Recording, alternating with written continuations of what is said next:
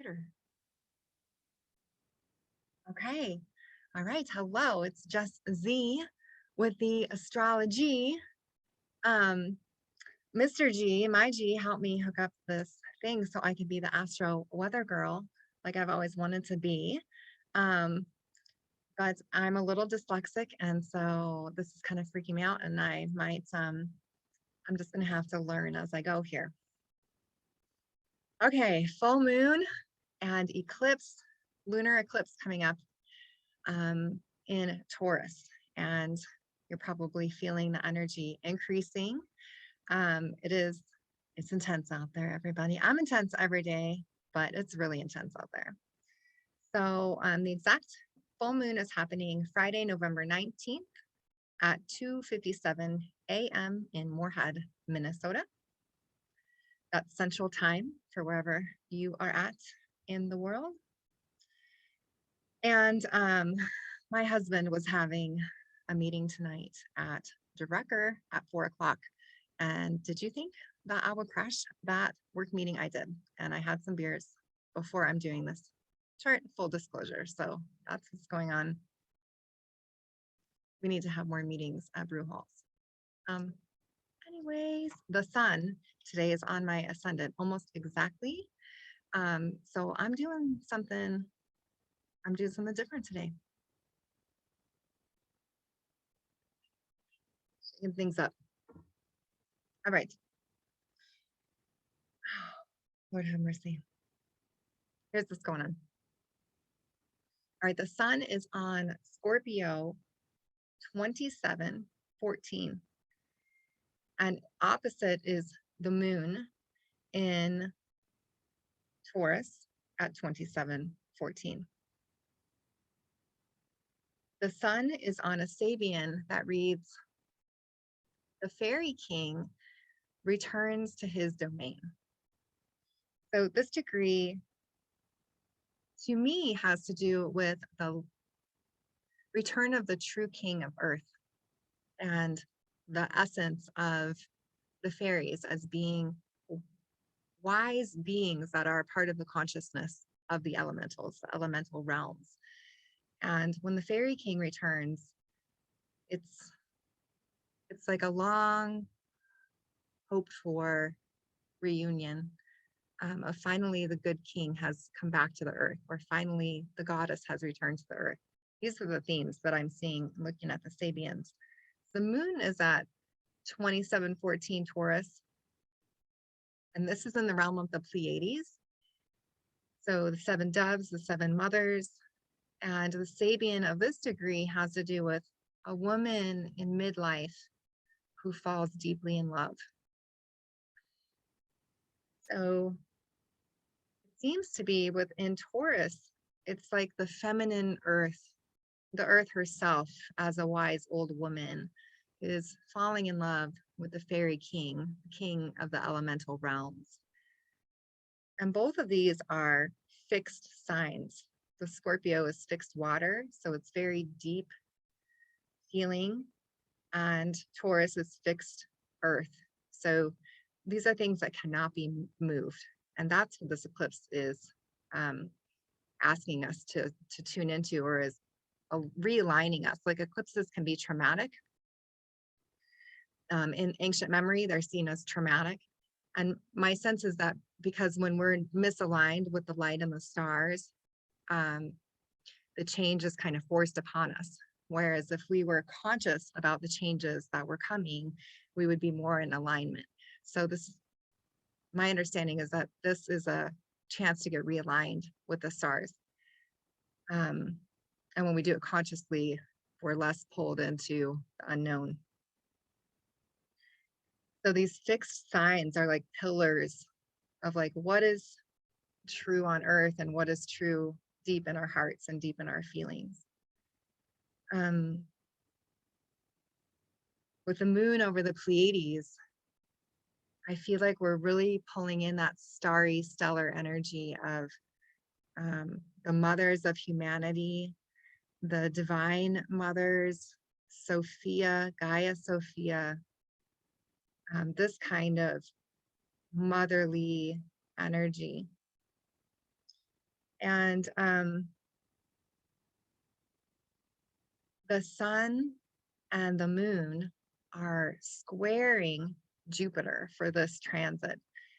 And Jupiter makes things bigger and it's making a T square. So that's a part of this like increased tension that we are all feeling. But I see this tension as being an activation because Jupiter is in Aquarius of our crown chakras and of that energy of like falling in love, like that anticipation, um, the rebuilding of our light pathways and the ways in which the sun and the moon are mirroring this for us. So in Scorpio with the sun is Mercury at 2136.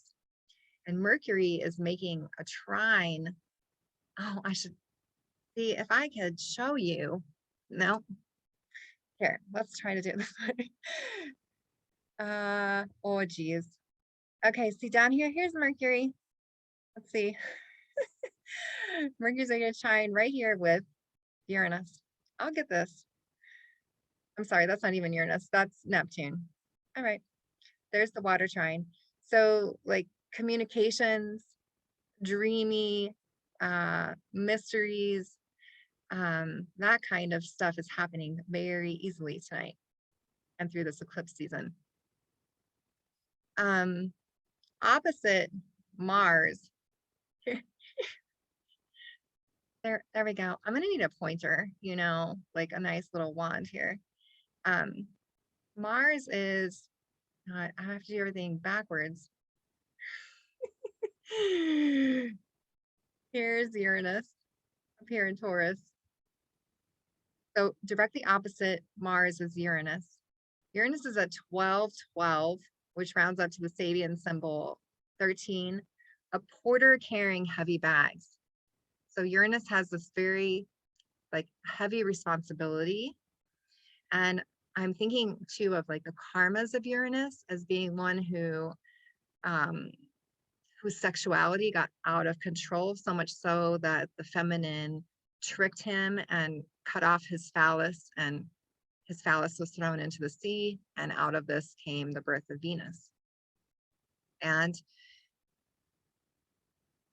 all of the energies in our own consciousness about circumcision, or even in ancient Egypt of Osiris having the phallus cut off and spread out, and then the feminine coming to find the pieces, or these ideas of the phallus being connected to 007 and some black magic energy where the phallus was intercepted by darker energies. There's a lot of mythology here that have to do with the deep wounds in the psyche of the father or the grandfather, as Uranus represents like the genius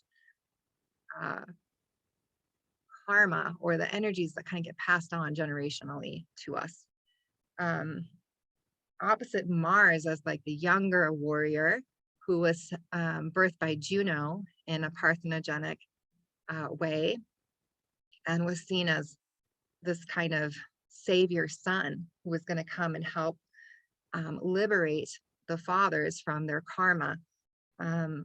And Mars just came out of his underworld experience. So he was experiencing this underworld time, and now he's coming back with renewed wisdom, and he's mirroring Uranus. So there's a lot of electrical warrior fiery insight and exchanging happening between different facets of the masculine psyche. This is squaring Saturn. So Uranus and Saturn have been in the square almost for all of 2021. And so we've been really reckoning with the earth energy and the sky energy. And I see this eclipse as kind of a reckoning of earth and sky, or potentially a remarriage, a realignment of what does the real alignment between earth and sky look like? And Uranus and Saturn are both considered to be masculine, but Uranus was also connected to the astrologer or one of the muses as well. So what's been coming up for me as I look at this chart is this Taurus moon. I read that most of the eclipses, if not all of them, when the moon was eclipsed, it was in a fall sign. And so we were getting the negative aspects of the moon, or more of the shadow side of the moon. In this eclipse, in whole sign astrology, the moon is in Taurus and it's exalted. And so it may be the culmination and the completion of a big cycle, where in this particular one, you're receiving the blessing and the beauty of the moon, especially with the moon over the Pleiades. So there's definitely a lot of feminine motherly energy coming through. The other thing that's happening is this cluster right here in Aries. The cluster is Chiron, the wound that becomes the way, Lilith, the rage for cutting down the life tree. The vertex of this event, which is how the cosmic energy is really streaming to us, and Hecate or Hecat, the triple goddess. This is all here in Aries. Yeah, you see this little thing that I drew there. It's squaring Venus.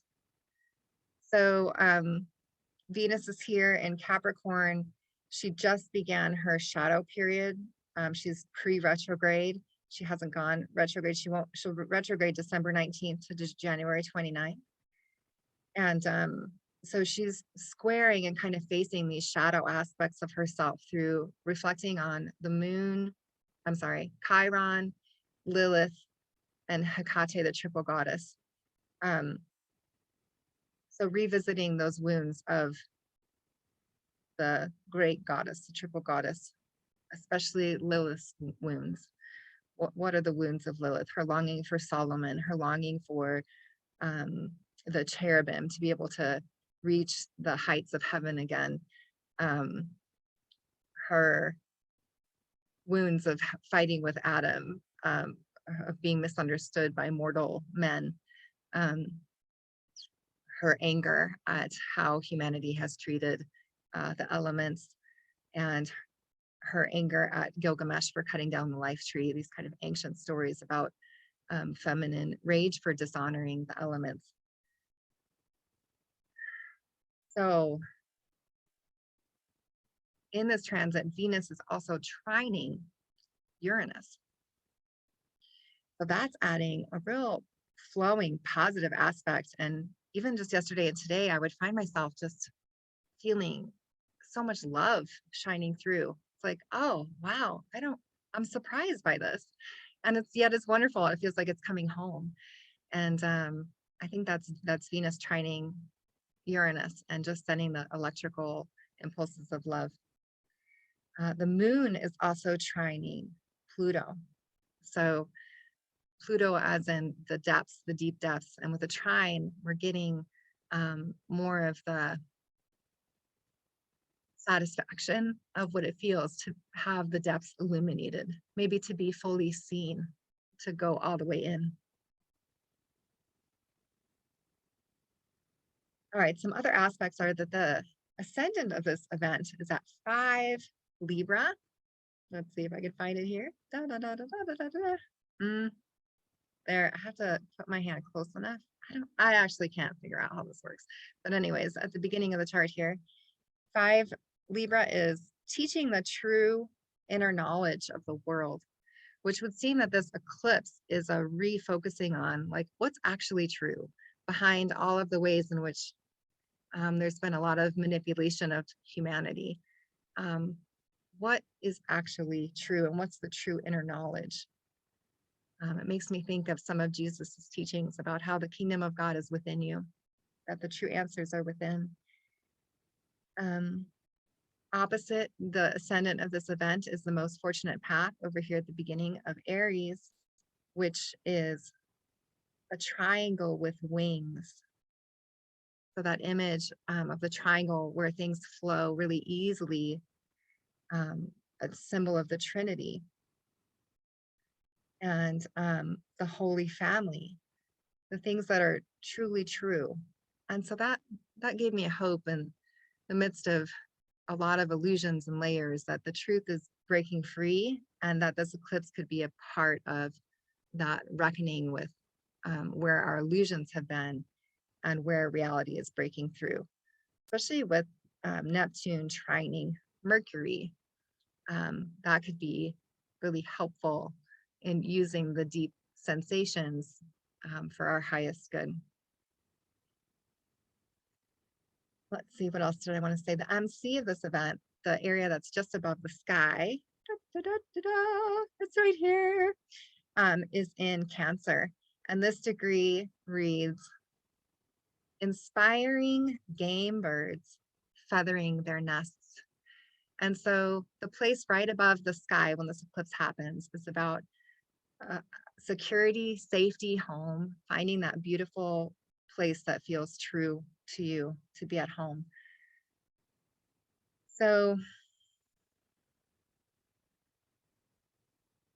my question to my yoga classes this week has been to reflect on, if an eclipse is supercharging the next 6 months of our life, what would we intentionally want to charge with change and with all this lunar energy? And I wasn't sure what the answer to that question was until yesterday. What came to me was human flourishing. What would it look like if humanity could truly flourish, and if we were given the tools and the environment that we needed to just flower into our best selves? And not only that, like my teacher Marguerite Rigoglioso talked about today in her online course, to actually become the anthropos, to have that Christ light completely blooming in us. What if it was that sort of change that we were accelerating with this eclipse energy? So our focus is very important, and when an eclipse is happening, it's advised, according to the ancient traditions, that you go inside and don't watch it, but that you are doing that deep inner work. So many of us will be sleeping at the time of this eclipse. So my intention is that we're just surrounded in that nest of true home, of true truth, whatever that looks like, and that the energy and the reckoning of love with our own starry stellar light that we carry, that in this eclipse we may be reintegrated and reformed with love, that we might shine through these darker days and whatever changes may come for our highest good and for the highest good of all beings. Thank you so much for joining me for this little astrology forecast, and thanks for your patience as I learn how to be the astro weather girl that I've always wanted to be. Wishing you many blessings this evening. Namaste.